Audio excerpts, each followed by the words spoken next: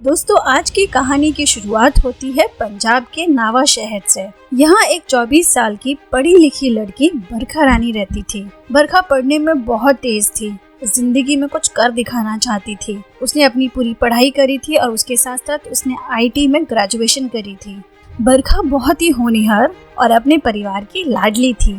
वहीं पंजाब से कोसों दूर लंदन में एक 29 वर्षीय नौजवान रहता था, जो कि पंजाब का ही रहने वाला था और उसका नाम था जसवीर सिंह गिंडे। जसवीर लंदन में एक बैंकर था, जिसकी अच्छी खासी सैलरी थी, लाइफ एकदम सेटल थी और जसवीर के घर वाले चाहते थे कि अब वो शादी कर ले। हालांकि वो बार बार अपने फैमिली वालों को मना कर रहा था कि उसको अब शादी नहीं करनी है, अभी नहीं करनी है, लेकिन परिवार वालों के बार बार दबाव डालने से वो शादी के लिए राजी हो जाता है और शादी करने के लिए इंडिया आ जाता है। जैसे ही वो अपने घर वापस आता है तो माँ बाप उसे लड़कियों की फोटो दिखाना शुरू कर देते हैं। जसवीर ने काफी लड़कियों की तस्वीरें देखी, पर उसे उसमें से कोई भी लड़की पसंद नहीं आई। फिर उसके माता पिता और करीबी रिश्तेदारों ने जसवीर की मुलाकात करवाई बरखा रानी से। दोनों परिवार एक दूसरे से मिले, बरखा और जसवीर एक दूसरे से मिले, उन्होंने बात करी और फाइनली दोनों राजी हो गए। दोनों परिवार भी बेहद खुश थे।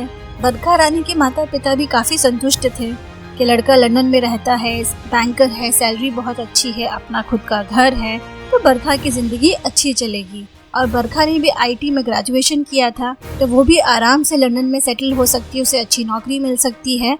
तो दोनों बच्चे खुशी खुशी कमाएंगे और खुशी खुशी रहेंगे। तो ये सोच के दोनों परिवार काफी खुश थे। और 28 मार्च 2013 को बरखा रानी की जसवीर सिंह गिड्डे से शादी हो जाती है। शादी के थोड़े दिनों के बाद ही जसवीर वापस लंदन चला जाता है। अब बरखा को इंडिया में ही रहना पड़ता है, क्योंकि लंदन जाने के लिए उसे वीजा की जरूरत होती है। तो अब बरखा के जो वीजा का जो प्रोसेस होता है, जो पेपर वर्क होता है, उसका काम शुरू हो जाता है। वीजा मिलने में अमूमन थोड़ा वक्त लगता है, लेकिन बरखा रानी के केस में बहुत ज्यादा वक्त लग गया और लगभग 1 साल से भी ज्यादा इंतजार करने के बाद फाइनली बरखा को यूके का वीजा मिल जाता है। अब आती है तारीख 10 अगस्त 2014। इसी दिन बरखा रानी पंजाब से लंदन पहुंचती है। लंदन पहुंचकर बरखा बहुत खुश थी। पूरा 1 साल से भी ज्यादा समय के बाद वो अपने पति से मिल रही थी। नया देश था, हर चीज नई थी, नई उम्मीदें थी। तो बरखा रानी के मन में फुल एक्साइटमेंट थी, फुल खुशी थी। वहाँ लंदन में जसवीर गिंडे का खुद का घर था। अब दोनों पति पत्नी आराम से अपने उस घर में रहने लग जाते हैं। लगभग 1 महीना ठीक ठाक बीत जाता है और उसके बाद आती है 12 सितंबर 2014 की रात। अचानक जसवीर सिंह गिंडे के घर से धुआं उठना शुरू हो जाता है और उस धुएं के साथ एक अजीब सी गंध आना शुरू हो जाती है। जब आसपास के रहने वाले लोग इस धुएं को देखते हैं और एक अजीब सी गंध महसूस करते हैं, तो जसवीर को आके पूछते हैं इसका कारण। जसवीर गिंडे उनसे कह देता है कि घर में जो कूड़ा कचरा है वो उसे जला रहा है, इसीलिए घर से धुआं निकल रहा है, और जो थोड़ी बहुत बदबू आ रही है वो घर की कूड़ा कचरा जलाने की वजह से ही आ रही है। तो पड़ोसी अपने अपने घर लौट जाते हैं, लेकिन धीरे धीरे गंध इतनी ज्यादा बढ़ जाती है, इसके कुछ आसपास के जो पड़ोसी थे उन्हें कुछ अजीब सा भी फील हो रहा था।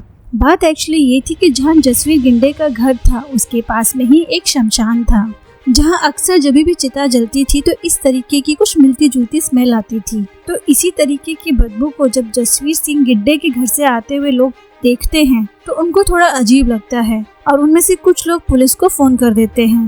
पुलिस भी आके जसवीर गिंडे से यही सवाल करती है कि ये धुआं किस चीज का आ रहा है, ये बदबू किस चीज की आ रही है। तो जो जसवीर गिंडे ने अपने पड़ोसियों को बोला था वही वो पुलिस को कहता है कि मैं घर का जो कूड़ा कचरा है, जो गार्डन का कचरा है, जो किचन का कचरा है, वो भट्टी में जला रहा हूँ। तो जब पुलिस यहाँ वहाँ देखती है, गार्डन में देखती है, हर जगह पे देखती है, तो वहाँ पुलिस को ऐसा शक करने लायक कुछ भी नहीं मिलता है। तो वो अपनी नॉर्मल एक रूटीन करके चले जाते हैं। धीरे धीरे रात में धुआं और स्मेल काफी कम हो जाती है। तो पड़ोसी भी सो जाते हैं और जसवीर गिंडे भी सो जाता है। अगले दिन यानी कि 13 सितंबर को फिर से रात में इसी तरीके की स्मेल आती है। अब लोग फिर से परेशान, लोग फिर गिंडे के घर जाके पूछते हैं कि भैया क्या हुआ, आज भी ये स्मेल आ रही है, ये धुआं आ रहा है। गिंडे फिर से वही जवाब देता है।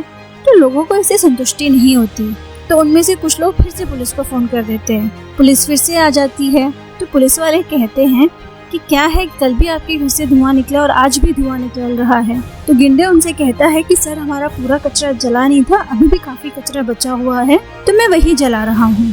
पुलिस फिर से पूरा घर खंगाल डालती है, गार्डन चेक कर डालती है, लेकिन पुलिस को वहाँ पे ऐसी कोई चीज़ नहीं मिलती जिससे कि उन्हें कुछ शक हो उसके ऊपर, और पुलिस वाले वहाँ से वापस जाने लग जाते हैं।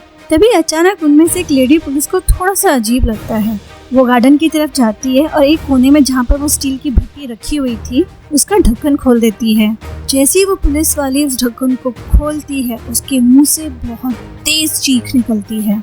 उसकी चीख सुनकर बाकी पुलिस वाले भी वहाँ पर आ जाते हैं और भट्टी के अंदर का नज़ारा देखकर वो सभी के सभी चौंक जाते हैं। सबके हाथ पैर ठंडे हो जाते हैं क्योंकि उस भट्टी में उन्हें मिलता है कंकाल और उसके ऊपर का जो मांस था वो पूरी तरीके से जल चुका था।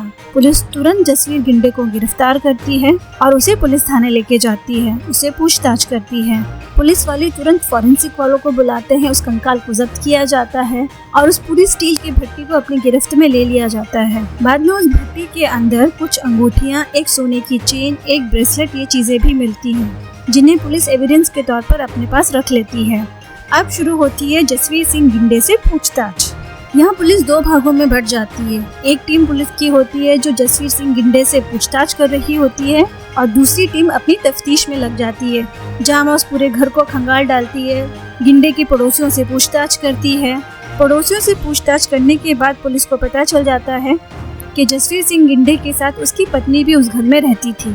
उसके साथ साथ पुलिस ने उस घर में काफ़ी फोटो एल्बम देखी थी जिसमें एक औरत थी और उसके हाथ में ठीक वही अंगूठियां थी, वही सोने की चेन थी गले में और वही हाथ में ब्रेसलेट था जो उन्हें उस स्टील की भट्टी से मिलता है। अब पुलिस को ये समझते देर नहीं लगती कि मरने वाली स्त्री उसकी पत्नी ही है और अब शुरू होती है जसवीर गिंडे से पूछताछ शुरुआत में तो गिंडे पुलिस को गोल गोल घुमाता रहता है, कोई सीधा जवाब नहीं देता, बार बार यही कहता है कि मुझे कुछ नहीं पता, मुझे कुछ नहीं पता। लेकिन जब पुलिस सख्ती से पूछताछ करती है तो गिंडे उन्हें एक कहानी सुनाता है। कहता है कि थोड़ी समय पहले ही बरखा नाम की लड़की से मेरी शादी हुई है, वो इंडिया से आई है। उसने मुझसे शादी सिर्फ और सिर्फ यूके का वीजा पाने के लिए करी थी और उसे मुझसे कोई प्यार नहीं है और अब वो घर छोड़ के पता नहीं कहाँ चली गई है, मैं कब से उसे ढूंढ रहा हूँ। पुलिस को उसकी इस कहानी में बिल्कुल भी विश्वास नहीं होता। पुलिस पूछती है तो फिर ये कंकाल किसका है? तो गिंडे कहता है कि इसके बारे में मुझे कुछ नहीं पता। गिंडे की ये कहानी पूरी तरीके से झूठी थी। पुलिस फिर उसे सख्ती से पूछताछ करती है, सारे सबूत जुटा लेती है, पुलिस को पूरी जानकारी हो जाती है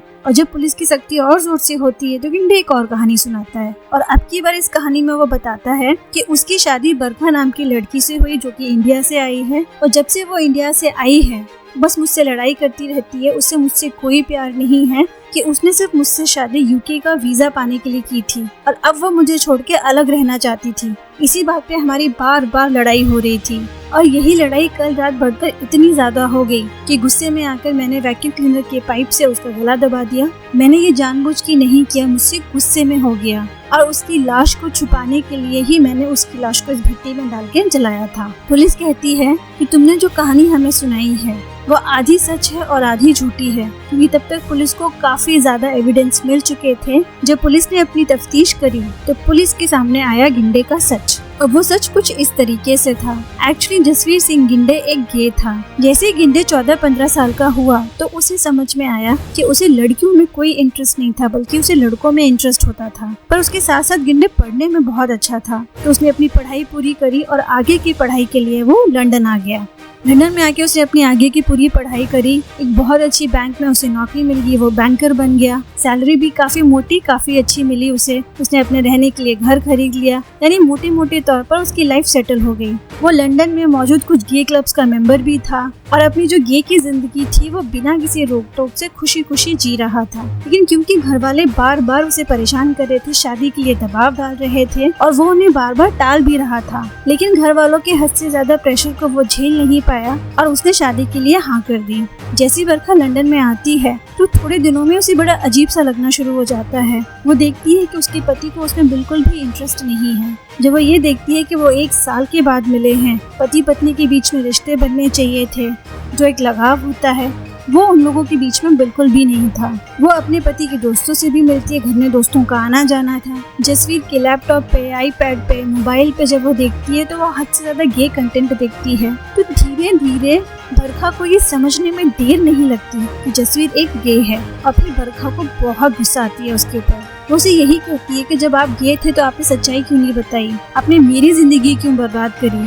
और इसी वजह से उनके बीच में बहुत लड़ाई होती है। लेकिन 12 सितंबर 2014 को जो रोज की लड़ाई होती थी वो कहीं ज्यादा हुई और गुस्से में आके बरखा रानी ने जसवीर गिंडे को ये धमकी दी और उसने धमकी देते हुए कहा कि अब वो उसका पर्दाफाश कर देगी, उसकी असलियत उसके माँ बाप को बता देगी, अपने माँ बाप को बता देगी, सबको बता देगी। जैसे ही गिंडे ने बरखा के मुँह से ये बात सुनी तो वो एकदम बौखला गया, क्योंकि वो बिल्कुल नहीं चाहता था कि उसकी असलियत सामने आए, उसकी असलियत उसके घर वालों के सामने आए। और गुस्से में आकर जसवीर गिंडे ने वहाँ पास में जो वैक्यूम क्लीनर का पाइप पड़ा हुआ था उसको पकड़ा और उसी से बरखा का गला दबा दिया और इस तरीके से बरखा की मौत हो गई। उसके बाद उसने बरखा की लाश को उस स्टील की भट्टी में डाला, पास के पेट्रोल पंप से जाके पेट्रोल खरीदा और उसके ऊपर गार्डन का घर का जो कूड़ा कचड़ा था वो डाल के उस लाश को जला दिया। जैसी लाश पहले दिन जली तो वो पूरी तरीके से जल नहीं पाई थी, तो वो दूसरे दिन फिर से वो पेट्रोल पंप के पास गया, वहाँ से पेट्रोल लेके आया, उसने बची कुची लाश को फिर पेट्रोल डाल के जला दिया। पुलिस ने बरखा और जसवीर गिंडे के घर वालों को खबर दी। ये खबर बरखा के घर वालों के लिए किसी सदमे से कम न थी। यहाँ लंदन में पुलिस ने जसवीर सिंह गिंडे के ऊपर मुकदमा चलाया और 5 से 7 जजों की जूरी ने जसवीर सिंह गिंडे को फांसी की सजा सुनाई, जो कि बाद में आगे चलकर उम्र कैद की सजा में बदल दी गई, लेकिन एक शर्त के साथ। शर्त ये थी कि जसवीर गिंडे को अगले 21 वर्षों तक कभी भी किसी भी कारणवश पैरोल नहीं दिया जाएगा, यानी कि वह पूरे 21 सालों तक किसी भी कारणवश जेल से बाहर नहीं आ सकता। और इस तरीके से जसवीर सिंह गिंडे को उसे अपनी किए की सजा मिल जाती है। जब आप इस तरीके की केसेस उठा के देखेंगे तो वो सारे केसेस यही बताते हैं कि सिर्फ असलियत छुपाने के लिए उनका मर्डर किया गया। तो दोस्तों, आपको नहीं लगता कि हमारे समाज में एक सख्त बदलाव की जरूरत है? क्यों न एक ऐसे समाज का निर्माण किया जाए जहां हर इंसान को अपनी जिंदगी अपनी खुशी के साथ जीने की आजादी हो। हाँ, ये जरूर है कि वो अपनी आजादी से किसी और को परेशान ना करे। उसके साथ साथ इस चीज की भी जरूरत है कि माता पिता अपने बच्चों के साथ एक ऐसा रिश्ता मेंटेन करे जिसमें पूरी की पूरी अंडरस्टैंडिंग हो, यानी कि वो बच्चा दुनिया से झूठ बोले, दुनिया से सब कुछ छुपाए, लेकिन अपने माता पिता से कुछ भी ना छुपाए। उसे इस चीज का भरोसा हो कि दुनिया उसका साथ छोड़ देगी, लेकिन उसके माता पिता हमेशा उसका साथ देंगे। अगर रिश्तों में ये कॉन्फिडेंस पैदा हो जाए तो शायद किसी को अपनी असलियत खास तौर पर अपने ही माता पिता से छुपाने के लिए किसी और इंसान की हत्या करने की जरूरत ही ना पड़े। हम इस तरीके के गुनाह का समर्थन तो किसी भी हालत में नहीं कर सकते, पर हम ये जरूर कहना चाहते हैं कि क्यों न ऐसे हालात ही पैदा ना किए जाए जहां इंसान हैवान बन जाता है। दोस्तों, हमें उम्मीद है कि आपको हमारा वीडियो पसंद आया होगा। अगर आपको हमारा वीडियो अच्छा लगा है तो इसे लाइक और शेयर जरूर कीजिए, और अगर अभी तक आपने हमारे चैनल को सब्सक्राइब नहीं किया है तो जल्दी से हमारे चैनल को सब्सक्राइब कर लीजिए। आज के लिए बस यही, मिलते हैं अगले वीडियो में, तब तक नमस्कार।